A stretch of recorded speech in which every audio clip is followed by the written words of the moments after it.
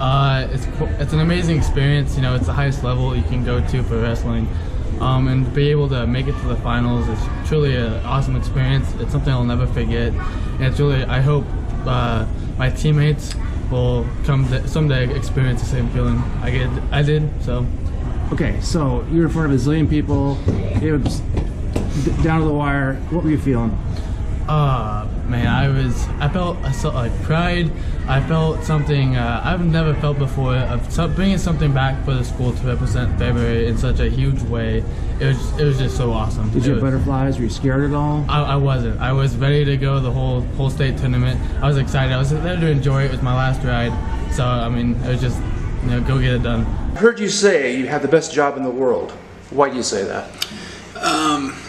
Going back to my years as a high school wrestler, the guy that had the biggest impact on my life besides my father was my high school wrestling coach. His name is Bill Wolford. Coach Wolford was a second father to me. I was very fortunate to grow up in a family that had total support from both of my parents. And my dad's a minister, my mom's a teacher. So I grew up in a great household. And so to have that type of household support and to still have a man make that kind of impact on me, that'll tell you how special my high school wrestling coach was to me. And so I determined early on in life that I wanted to make that same impact on kids. And I wanted to do for other children what Coach Wolford did for me.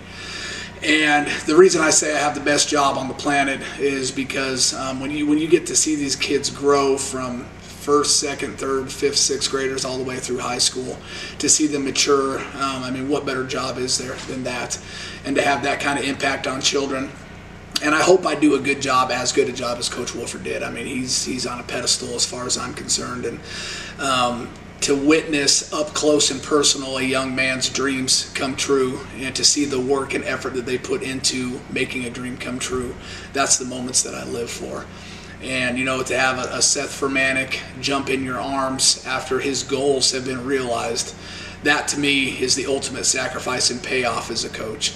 And that's what gets me out of bed in the mornings, and that's what keeps me driven to do what I do on a daily basis. And, it translates to the classroom as well. Not only do I get to see that on the athletic side of things, but I get to see that in the academic side of things. And to see kids go on and be great parents and great fathers and have families of their own, and kids who've been through the ringer to come out on the other side to become productive citizens, that's what I do for a living, and that's why I love what I do. And so it is an awesome job, and it's something I take very seriously, to make them better contributors to their society, to their families, to watch them get married. That's awesome stuff. And getting up every single day knowing you have that type of impact on young people, that's an awesome job. Okay, you may have answered some of this, but I'll ask it anyway. People consider you to be a mentor to students and a leader in and out of wrestling. What is your responsibility as a mentor? My number one responsibility is to leave them better people than when they came into my program or into my classroom. I tell people all the time that if I don't do anything except for make them better people, then I haven't done my job. And so my number one job is to make them better citizens and to teach them the value of hard work, to let them know that if you do work for something, dreams can become a reality, that everything in life is a battle. You're going to have ups and downs, and I tell our kids all the time, if you losing a wrestling match is the worst thing that happens in your life, then you're going to have an awesome life, because life can get bumpy. And we hope we give them the tools to be able to handle life's adversity. And we preach all the time, be able to embrace being uncomfortable, because life's uncomfortable. All right. Tell me about the joys and the pain of state wrestling. State wrestling is a roller coaster of emotions. On so many different levels, it embodies what life is all about, because you're going to have some highs and you're going to have some lows. Watching a kid like Seth Firmanik reach the state finals and knowing how much time and commitment he put in, that's the highest of the highs. But also watching a kid's dreams not become a reality, a Patrick Ondrock or a Paul Mock who put as much time in and didn't get to that awards podium. It's tough as a coach to watch, because you know what they've been through, you know how hard they've worked, and when their dreams don't come to fruition, it wears on you as a coach. And so it's an emotional roller coaster. You go from one extreme to the other. But in the bottom line of all that wrestling embodies is that these kids know when they go to bed at night that they've done everything they can do. And I tell kids all the time, one match, one medal doesn't define a career, doesn't define a life. And so it's an awesome experience. I love every second of the state tournament. There's some heartbreak there. The Friday night rounds, they actually call it heartbreak round for a reason, because it's heartbreak. Some kids going home without a medal, some kids are earning a medal. And so being in those kids' corners, win or lose, that's what we do as coaches, and I love every second of it. Here's the hardest question, I think, so far. What could you do better? There's always things I can do better. My number one thing is I'm on a pursuit all the time to up my level as a coach as far as technique goes. I think that there's always things every coach can get better at. I constantly am critiquing myself, making sure that I'm doing practice plans the right way.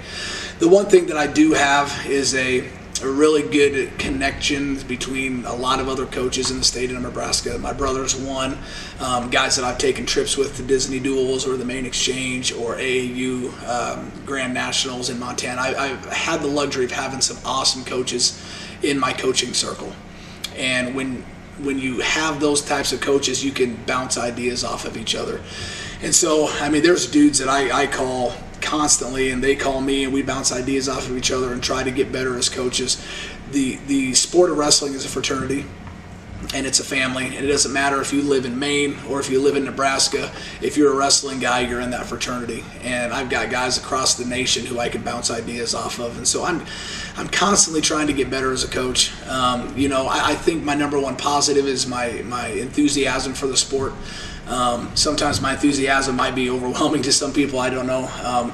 But keeping an even keel is tough to do as a coach, and I need to do a little bit better job of that sometimes.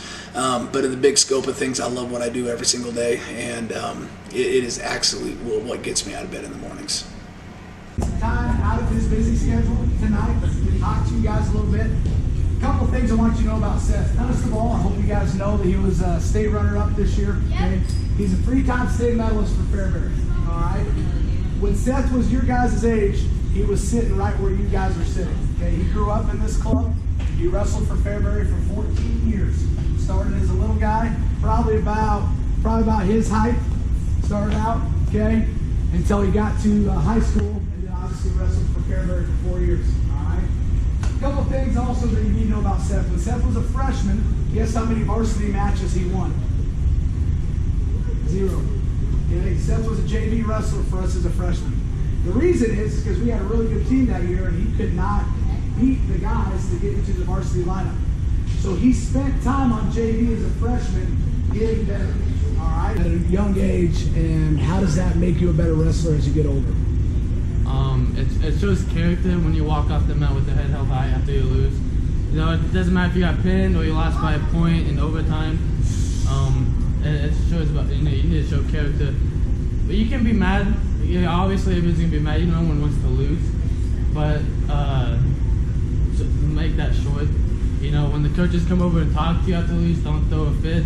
Don't sit there and ignore them and say dumb stuff. Take it. They're trying to help you. But when you lose, realize there's something you obviously did wrong, and you have to come back the next day and work harder. But have class. When someone walks off the mat and they lose, someone says he's not doing anything. Honestly, a lot of people pay attention to that. A lot of people do pay attention when how you lose.